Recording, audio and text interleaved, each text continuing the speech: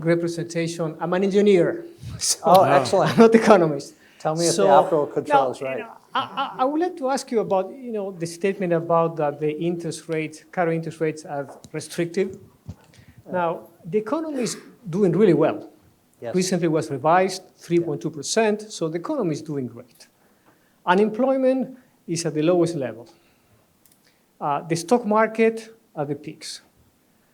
Speculative assets like Bitcoin going to the roof, right?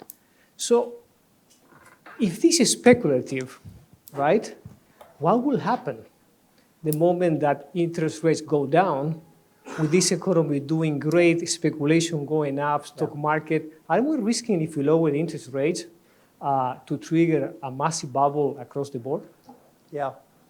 So this is a good point. So for those of you that follow the economy closely, and I said in the talk, the recent data has been pretty strong on the U.S. economy. Labor market looks good, very good even. Still, economic growth was quite strong in the second half of 2023. Even today, looking pretty good for the first quarter of 2024. So many things are looking good.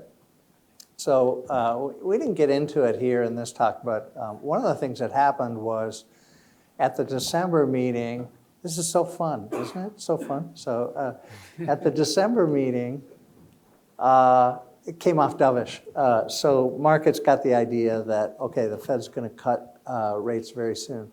So market rates actually went down in anticipation that the Fed was going to do something.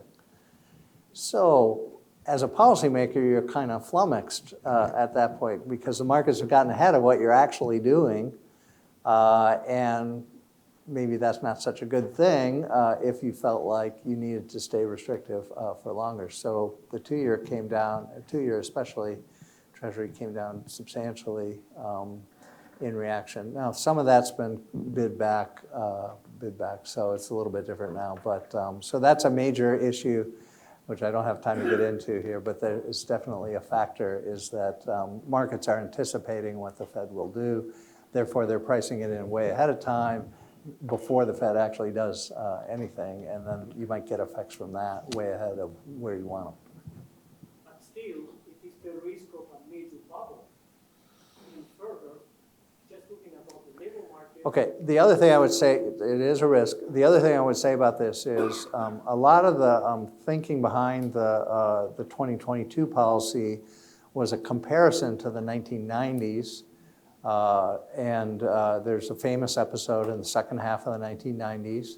The policy rate in 1994 was raised a lot, kind of like this time, and inflation came to target, and the policy rate was adjusted only a little bit after that, and the economy absolutely boomed in the second half of the 1990s. So so that's a kind of template for what we hope will happen here.